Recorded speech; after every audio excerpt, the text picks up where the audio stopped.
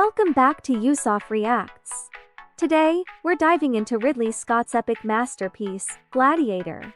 Released in 2000, this film captivated audiences with its gripping storyline, stunning visuals, and powerful performances. Gladiator follows the story of Maximus Decimus Meridius, played by Russell Crowe, a Roman general betrayed and forced into slavery. The film beautifully captures themes of revenge, honor, and the fight for freedom. The film features an incredible cast, including Joaquin Phoenix as the villainous Commodus and Connie Nielsen as Lucilla. Each character plays a crucial role in Maximus's journey. Russell Crowe's portrayal of Maximus earned him an Academy Award for Best Actor, while Phoenix's performance brought a complex depth to Commodus, making him one of cinema's memorable villains. The themes of power, betrayal, and redemption resonate throughout the film. Maximus's journey from general to gladiator symbolizes the struggle against tyranny and the fight for justice.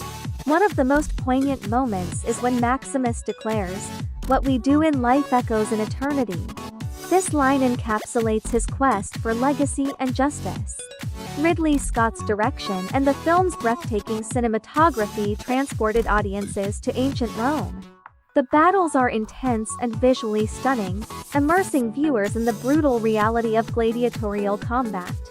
In Gladiator, victorious General Maximus Decimus Meridius has been named Keeper of Rome and its empire by dying Emperor Marcus Aurelius, so that rule might pass from the Caesars back to the people and Senate. Marcus' neglected and power-hungry son, Commodus, has other ideas however. Escaping an ordered execution, Maximus hurries back to his home in Spain, too late to save his wife and son from the same order. Taken into slavery and trained as a gladiator by Proximo, Maximus lives only that he might someday take his revenge and fulfill the dying wish of his emperor. The time soon comes when Proximo's troupe is called to Rome to participate in a marathon of gladiator games held at the behest of the new emperor, Commodus. Once in Rome, Maximus wastes no time in making his presence known, and is soon involved in a plot to overthrow the emperor with his former love Lucilla, Commodus' sister, after whom he lusts, and also the widowed mother of Lucius, heir to the empire after his uncle, and democratic-minded senator, Gracchus. Shouting Roma Invicta as his forces attack, General Maximus Decimus Meridius Russell Crowe leads the Roman army to victory against Germanic barbarians in the year 180 AD, ending a prolonged war and earning the esteem of elderly Emperor Marcus Aurelius. Although the dying Aurelius has a son, Commodus Joaquin Phoenix, he decides to appoint temporary leadership to the morally upstanding Maximus, with a desire to eventually return power to the Roman Senate. Aurelius informs Maximus and offers him time to consider before informing Commodus, who, in a bout of jealousy, murders his father. Declaring himself the emperor, Commodus asks Maximus for his loyalty, which Maximus, realizing Commodus' involvement in the emperor's death, refuses. Commodus orders Maximus' execution and dispatches Praetorian guards to murder Maximus' wife and son. Maximus narrowly escapes his execution and races home only to discover his family's charred and crucified bodies in the smoldering ruins of his villa. After burying his wife and son, a grieving Maximus succumbs to exhaustion and collapses on their graves. Slave traders find Maximus and take him to Zuccobar, a rugged province in North Africa, where he is purchased by Proximo, the head of a local gladiator school. Distraught and nihilistic over the death of his family and betrayal by his empire, Maximus initially refuses to fight. But as he defends himself in the arena, his formidable combat skills lead to a rise in popularity with the audience.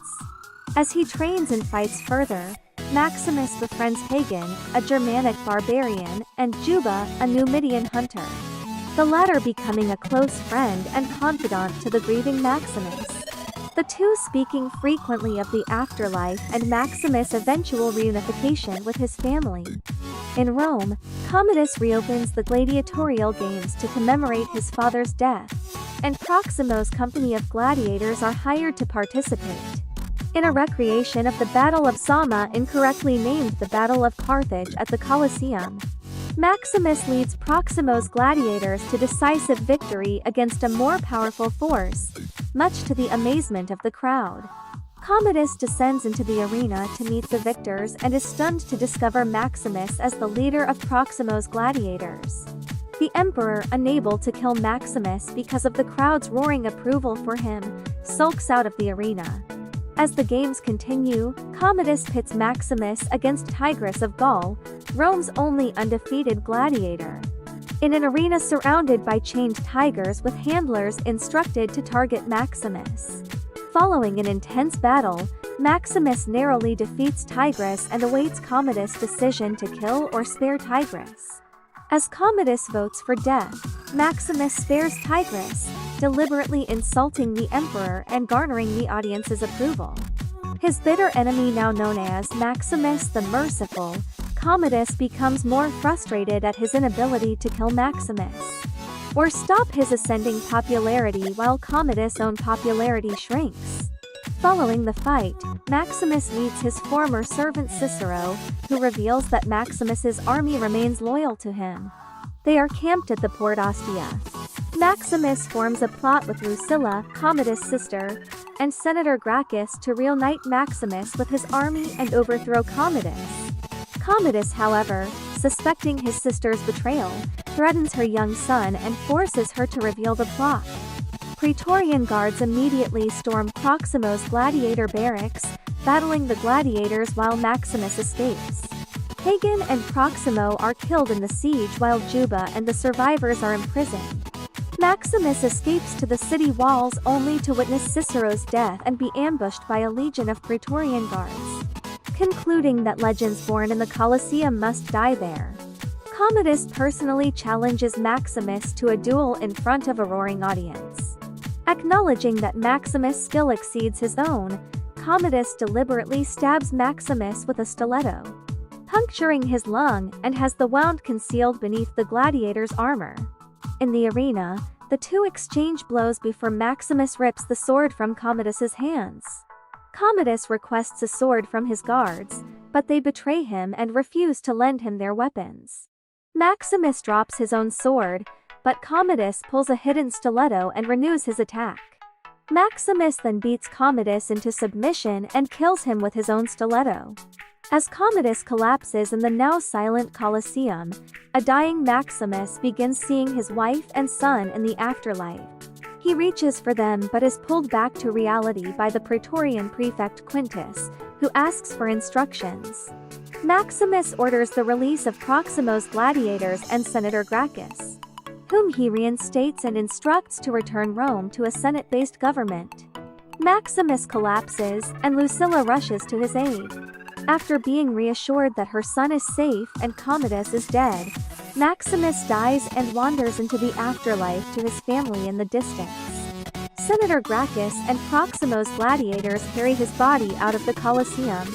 That night, a newly freed Juba buries Maximus' two small statues of his wife and son in the Colosseum, and says that he too will eventually join them, but not yet. Ridley Scott's Gladiator is not a perfect film. I would think that the hardiest of fans, of which I'm firmly one, know this deep down.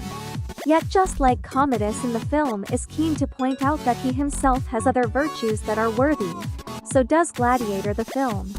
Enough in fact to make it an everlasting favorite of genre fans and worthy of the Academy Award acknowledgements it received. In narrative terms, the plot and story arc is simplicity supreme, something Scott and Russell Crowe have never shied away from. There has, to my knowledge as well, never been a denial of the debt Gladiator owes to Anthony Mann's 1964 epic, The Fall of the Roman Empire. Some folks seem very irritated by this, which is strange because the makers of Gladiator were not standing up bold as brass to proclaim they were unique with their movie. What they did do was reinvigorate a stagnant genre of film for a new generational audience.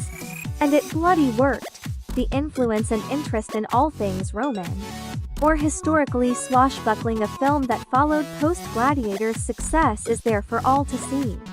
What we do in life echoes in eternity. So no originality in story then. While some of the CGI is hardly greatest stuff, and there's a little over-mugging acting and support, ranks as some of the cast struggle to grasp the period setting required. Yet the way Gladiator can make the emotionally committed feel overrides filmmaking irks. Crowe's Maximus is the man men want to be and the man women want to be with. As he runs through the gamut of life's pains and emotionally fortified trials and tribulations, we are with him every step of the way, urging him towards his day of revenge-splattered destiny. With Crowe superb in every pain frame, winning the Academy Award for Best Actor that he should have won for The Insider the previous year. Backing Crowe up is Joaquin Phoenix giving Commodus preening Villaney and Connie Nielsen graceful.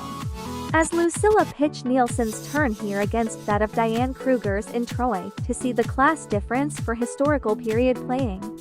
Oliver Reed, leaving the mortal coil but leaving behind a spicy-to-fold performance as Proximo the Gladiator taskmaster. Ollie superb in both body and CGI soul. Richard Harris tugging the heartstrings, Derek Jacobi classy, David Hemmings also. While Jimin Hounsou gives Juba Maximus right-hand man and confidant a level of character gravitas that's inspiring. I didn't know man could build such things. Dialogue is literate and poetic, resplendent with iconic speeches. Action is never far away, but never at the expense of wrought human characterizations.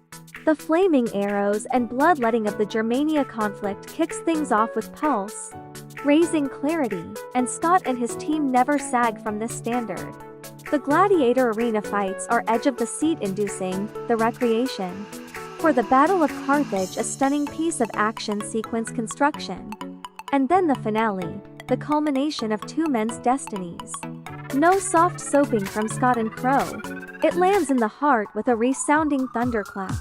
A great swords and sandals movie that tipped its helmet to past masters whilst simultaneously bringing the genre alive again. Bravo Maximus Decimus Meridius. 10/10. Gladiator left a lasting impact on both audiences and the film industry, winning 5 Academy Awards, including Best Picture. Its influence can be seen in many epic films that followed. Gladiator is not just a film about fighting. It's a profound story of a man's fight for freedom and honor. What are your thoughts on the film? Let us know in the comments below. Thanks for watching. Don't forget to like, subscribe, and hit the bell for more content like this.